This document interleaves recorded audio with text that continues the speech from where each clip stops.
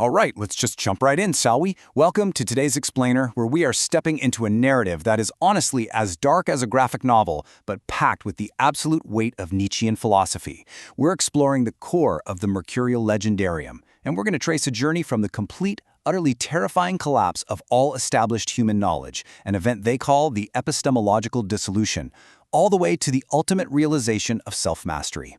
If you've ever, questioned the foundational truths handed down by history or felt the crushing weight of bureaucratic logic suffocating your individual spark, well, this is going to be an incredibly resonant exploration for you. So let's set the stage right at the heavy oak doors of the archive. Picture this fundamental conflict. It's a showdown at dusk. On one side, you have Dr. Hess, this small, ink-stained scholar physically barring the door with his own body, desperately defending the lanterns of thought left behind by giants like Goethe and Leibniz. And on the other side, the Baron. And the Baron delivers this chilling, fatalistic critique of human knowledge. He says, "Knowledge is not a tower, doctor. It is a game of ruined telephone played across the graves of everyone you have ever loved." I mean, wow. He literally forces Hess to trace his learning back to his father and his father's father, all the way back to some child drawing in the mud. He's totally exposing the fragility of our intellectual heritage here, framing stored truth not as some sturdy, unshakable fortress, but as a deeply unstable, incredibly fragile chain of assumptions. Part 1. The Static Archive Falls, the Arrival of the Gray Spirit. Now, the Baron doesn't just show up with a good argument, right? He brings a literal cosmic mechanism of erasure. Entering the vault as this eerie column of silver vapor, the Gray Spirit breathes on the oldest manuscript, and it kicks off pure epistemological terror. They call it the silence of the archive.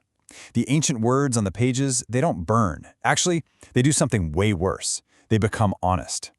The unearned authority of written language is just violently stripped away, and it causes this massive, cascading collapse of human civilization's disciplines. Philosophy? It downgrades to mere conjecture. History dissolves into completely unverified rumor, and poetry is reduced to just meaningless noise. The grand illusions of meaning that we build our entire societies upon are completely, utterly unraveled. And within an hour of the Gray Spirit's breath, that's it. That is all that remains.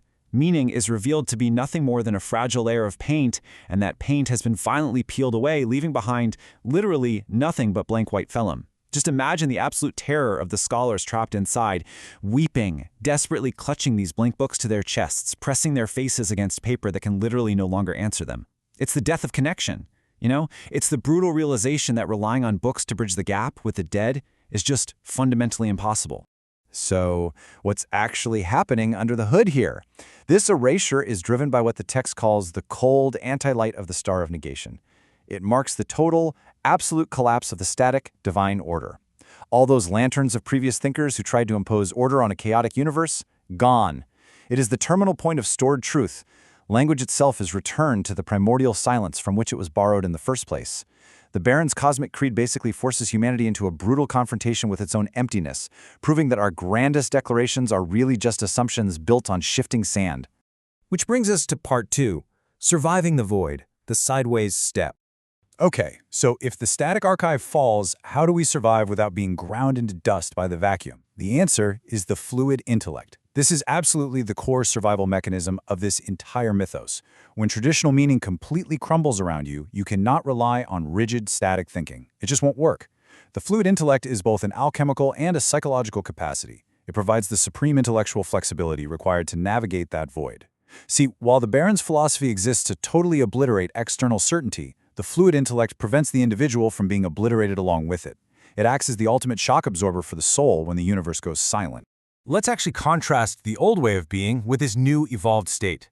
In the era of the Iron City, what they call static industrial captivity, humanity exists basically as biological machines. We project our divine spark outward, constantly relying on the state, on institutions, and on cold bureaucratic logic just to validate our existence.